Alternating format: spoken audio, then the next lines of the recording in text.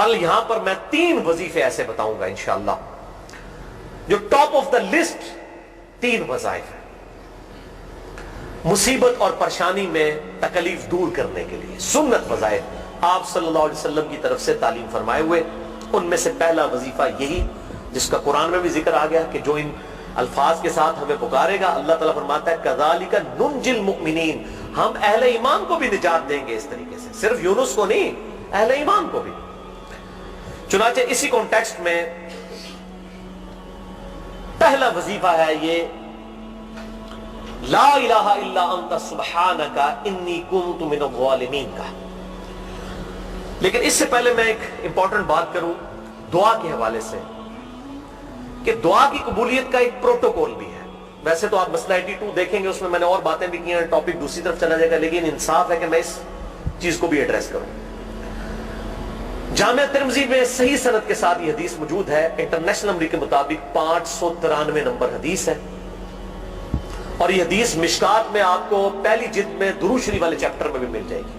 اور مشکات کو میں نے ڈکلیئر کیا ہے مشکات از دا انسائکلوپیڈیا آف حدیث،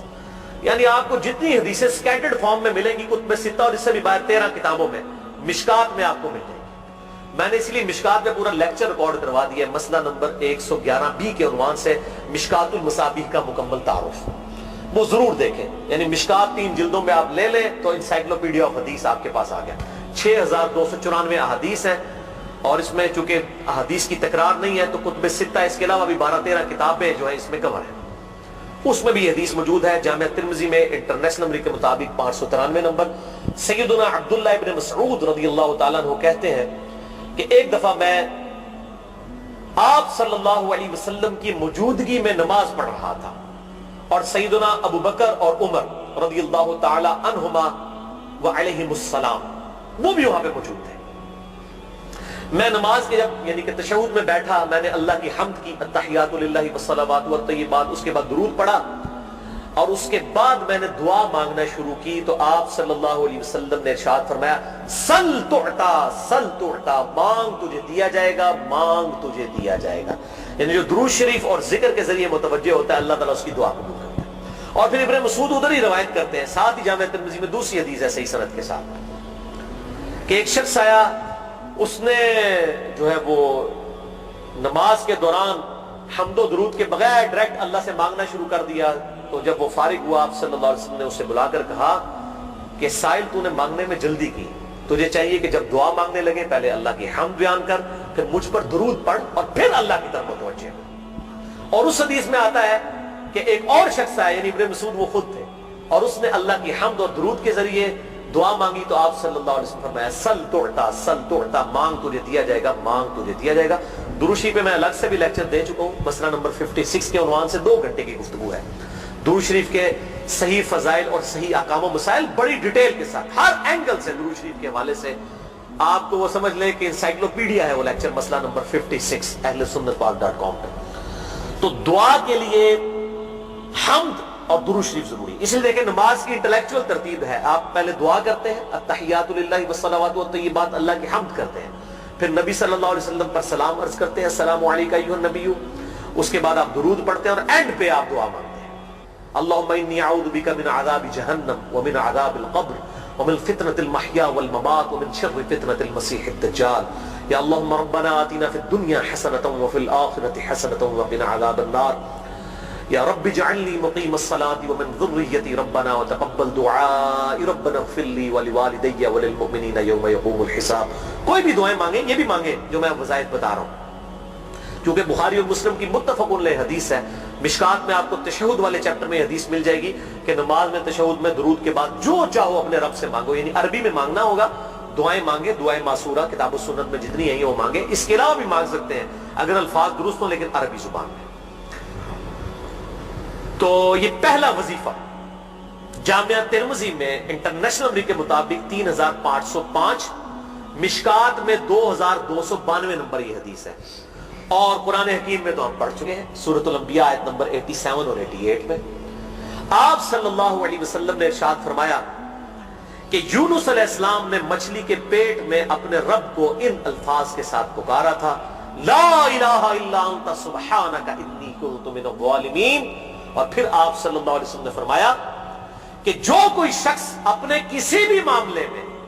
کسی بھی پریشانی میں اس دعا کے ذریعے اللہ کی طرف متوجہ ہو، اللہ تعالیٰ اس کی دعا کو قبول فرما لیتا ہے۔ اور قرآن میں بھی آ گیا نا کذالک ننجی المؤمنین، اور کتنا بڑا فتویٰ آیا میرے بھائیوں سورہ الصافات 143 144، فلولا انہ کان من المسبحین، اگر یونس ہمیں ان الفاظ میں ہماری تسبیح نہ کرتا للبث فی بطنہ الی یوم یبعثون، تو مچھلی کے پیٹ میں قیامت تک مچھلی کے پیٹ میں رہتا اگر اس طرح نہ ہمیں پکارتا، اس کی قبر مچھلی کا پیٹ بن جاتی۔ یعنی یہ اتنا عطاب، اور وہ دور ہو گیا اس دعا سے، بہت بڑے اسماء اعظم میں سے۔ تو یہ بہترین دعا، بہترین وظیفہ، اسماء اعظم میں سے بہترین چیز، اور سب سے بڑھ کر جو میں نے بات کی کہ بہترین استغفار، اللہ سے توبہ مانگنے کا بہترین ذریعہ۔ اور کس طریقے سے؟ اے اللہ تو تو پاک ہے نا، تجھ سے تو غلطی نہیں ہوگی، میں بندہ ہوں غلطی کروں گا، اللہ نے تو معاف کرنا ہے نا، کیونکہ جب بندے نے اپنی عاجزی کا اظہار کر لیا ہے اور اللہ تعالیٰ کو بتایا اللہ یہ تیری کوالٹی ہے، تو غلطی نہیں کرتا، تو میں تو انسان ہوں غلطی کروں۔ تو یہ ہے پہلا وظیفہ۔ دوسرا وظیفہ وہ بھی جامعہ ترمذی میں انٹرنیشنل نمبر کے مطابق 3524 نمبر حدیث ہے، لیکن ترمذی کا طریق جو ہے وہ ضعیف ہے۔ یہ میں پہلے بتا دوں، امام ترمذی نے ساتھ لکھا ہے یہ روایت کمزور ہے، لیکن ضروری نہیں ہوتی کہ روایت اگر ترمذی میں کمزور ہے تو کہیں اور وہ روایت صحیح نہیں موجود ہے۔ اس کی صحیح سند المستدرک للحاکم میں انٹرنیشنل نمبر کے مطابق 1862 نمبر موجود ہے، اور سنن نسائی الکبریٰ میں 10492 نمبر ہے، اور مشکات میں بھی 2454 نمبر حدیث ہے انٹرنیشنل نمبر کے مطابق۔ تو صحیح سند المستدرک للحاکم اور سنن نسائی الکبریٰ کے اندر موجود ہے، اور وہ وظیفہ ہے انس بن مالک کہتے ہیں اور سعد بن ابی وقاص کہتے ہیں رضی اللہ تعالی عنہما وعلیہم السلام، کہ آپ صلی اللہ علیہ وسلم کو جب کبھی کوئی تکلیف یا پریشانی پہنچتی تو آپ صلی اللہ علیہ وآلہ وسلم ہمیشہ ان الفاظ میں اپنے رب کو پکارا کرتے ہیں، یا حی یا قیوم برحمتک استغیث، اے خود سے زندہ ہر چیز کو تھامنے والے، میں تیری رحمت کے ساتھ تیری مدد کا سوال کرتا ہوں۔ استغیث بولیں گے نا الف کے ساتھ، حمزہ کے ساتھ، تو یہ سنگولر کا صیغہ ہوگا، اور اگر ہم بولیں گے نستغیث نون کے ساتھ تو یہ جمع کا صیغہ بن جائے گا۔ یہ میں اس لیے بتا رہا ہوں، لوگ پوچھ رہے ہوتے ہیں جی بعض جگہ لکھا ہوتا ہے جناب نستغیث، بعض جگہ لکھا ہوتا ہے استغیث، کیا کریے؟ وہ نستغیث جمع کا صیغہ بنا لیا جاتا ہے، جیسے دعا ہے سنن ابی داؤد میں اللہم اجرنی من النار، لیکن اگر جمع کا صیغہ بنائیں گے تو اللہم اجرنا من النار ہو جائے گا۔ اس طریقے سے دعائے قنوت کے الفاظ ہیں اللہم اہدنی فی من ہدیت، تو جمع کا صیغہ ہوگا اللہم اہدنا فی من ہدیت۔ یہاں پر بھی ہے یا حی یا قیوم برحمتک استغیث سنگولر کا صیغہ، اور نستغیث پلورل کا صیغہ، جمع کا صیغہ۔ کتنی بہترین دعا ہے، اے خود سے زندہ ہر چیز کو تھامنے والے، میں تیری رحمت کے ساتھ تیری مدد کا سوال کرتا ہوں۔ تو یہ بھی اسماء اعظم میں سے ہے۔ سنن نسائی الکبریٰ کے اندر صحیح سند کے ساتھ 10492 اور المستدرک للحاکم میں 1862 نمبر۔ اب یہاں پہ میں ایک ضمناً بات بتا دوں سنن نسائی الکبریٰ کے بارے میں، چونکہ اکثر لوگ پوچھتے ہیں میرے بھائیوں، ایک سنن نسائی وہ ہے جو کتب ستہ میں ہم پڑھتے ہیں، اس میں یہ کتاب لکھی ہے امام احمد بن شعیب نسائی رحمہ اللہ تعالی المتوفی 303 ہجری۔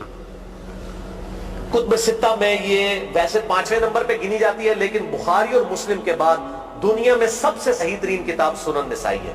سب سے کم ضعیف حدیثیں اس کے اندر ہیں۔ بخاری مسلم کے بعد تیسرا نمبر اس کتاب کا ہے، دنیا کی کوئی حدیث کی کتاب بخاری مسلم کے بعد صحیح نہیں ہے جتنی سنن نسائی ہے۔ سنن نسائی جو ہمارے پاس کتب ستہ میں ہے نا، اس میں ہے 5761 احادیث انٹرنیشنل نمبر کے مطابق، اور یہ ساری انٹرنیشنل کتابیں عربی میں، انگلش میں اور اردو میں ہماری ویب سائٹ اہلسنتپاک.com پہ فری اس کا PDF موجود ہے، آپ ڈاؤن لوڈ کر سکتے ہیں۔ 5761 احادیث ہیں اس سنن نسائی میں جو ہمارے پاس ہے۔ اسے ویسے ٹیکنیکل لینگویج میں کہا جاتا ہے سنن نسائی الصغریٰ، چھوٹی سنن نسائی، کیونکہ امام نسائی نے یہ کتاب نہیں لکھی تھی، امام نسائی نے کتاب لکھی تھی سنن نسائی الکبریٰ، بڑی سنن نسائی، اور اس میں حدیث ہیں انٹرنیشنل نمبر کے مطابق 11,770، بخاری مسلم سے بھی زیادہ حدیث ہے اس میں۔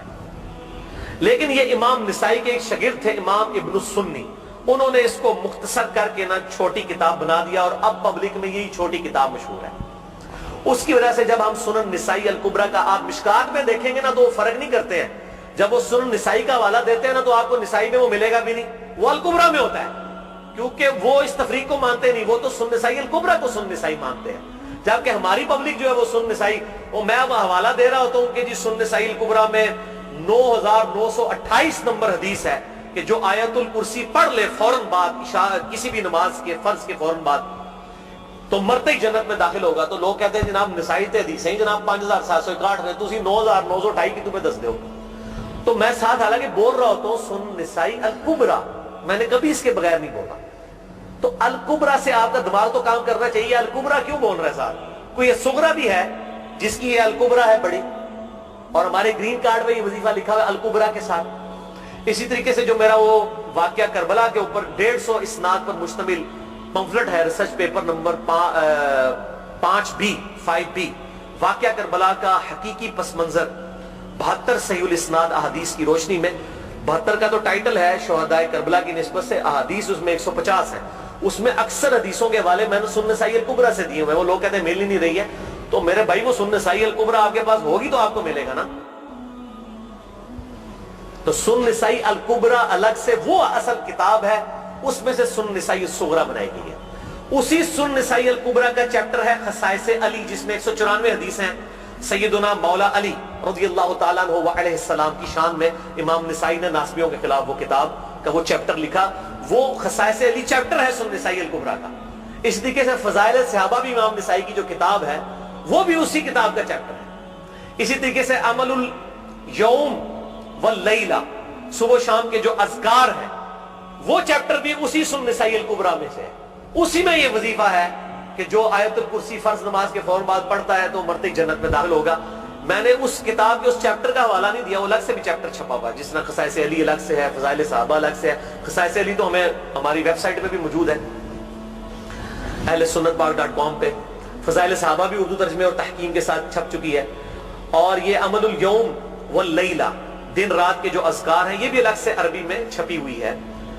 تو میں اس کا حوالہ نہیں دیتا، میں سنن نسائی الکبریٰ کا کہتا ہوں 9,928 آیت الکرسی کا وظیفہ۔ تو یہ سنن نسائی الکبریٰ کا میں نے حوالہ دیا ہے، یا حی یا قیوم برحمتک استغیث 10,492 صحیح طریقہ ہے۔ بعض اوقات کسی ایک کتاب میں ضعیف، ترمذی کا اس کا طریق جو ہے وہ ضعیف ہے، سنن نسائی الکبریٰ اور المستدرک للحاکم کا طریق جو ہے وہ بالکل صحیح ہے۔ جس طریقے سے سنن ابی داؤد اور سنن ابن ماجہ میں کتاب النکاح چیپٹر میں حدیث ہے،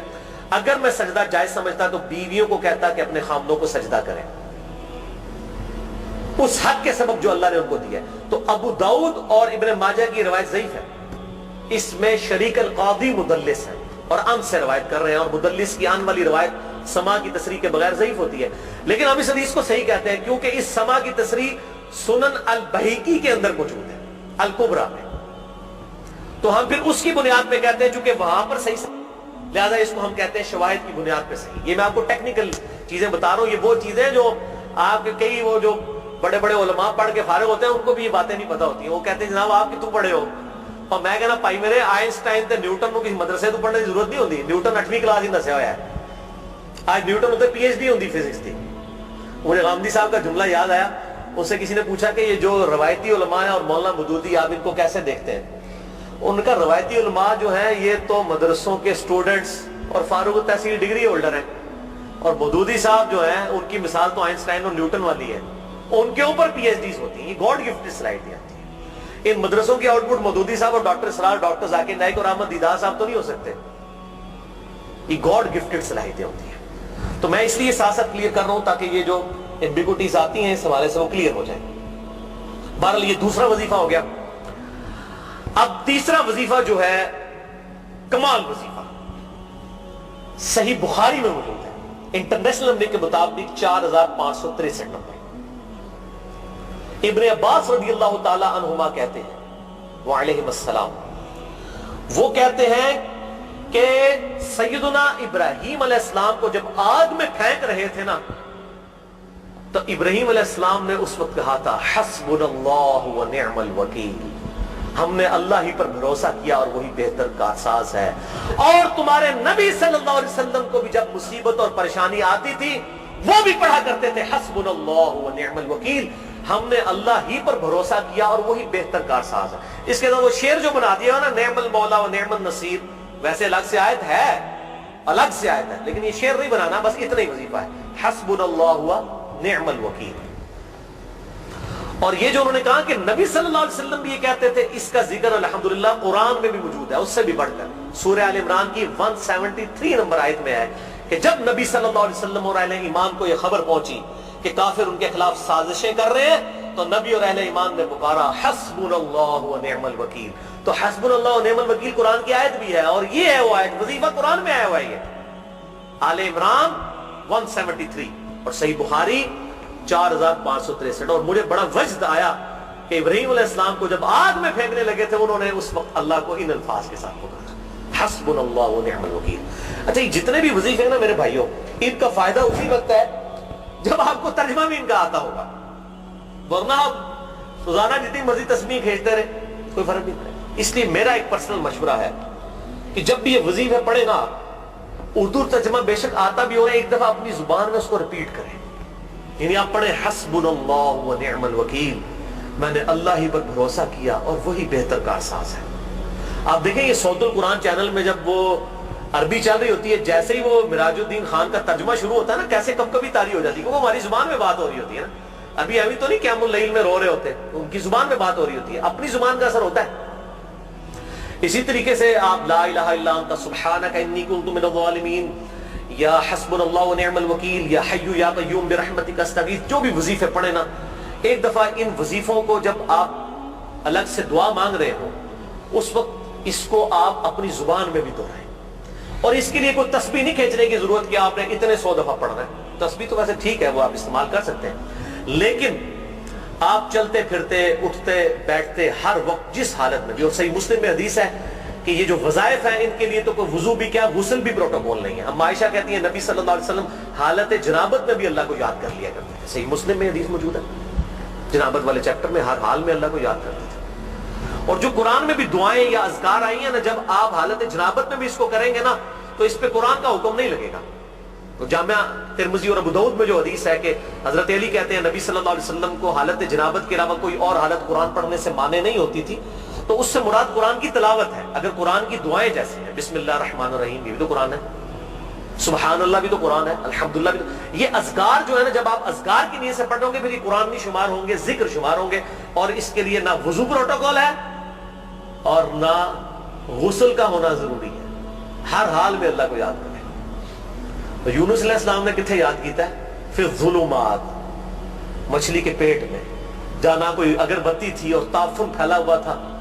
اور اندھیرا ہی اندھیرا تھا، یہاں پہ وہ جناب کس طرح وہ روشن کرتے ہیں، پھر 1.25 لاکھ دفعہ پڑھواتے ہیں۔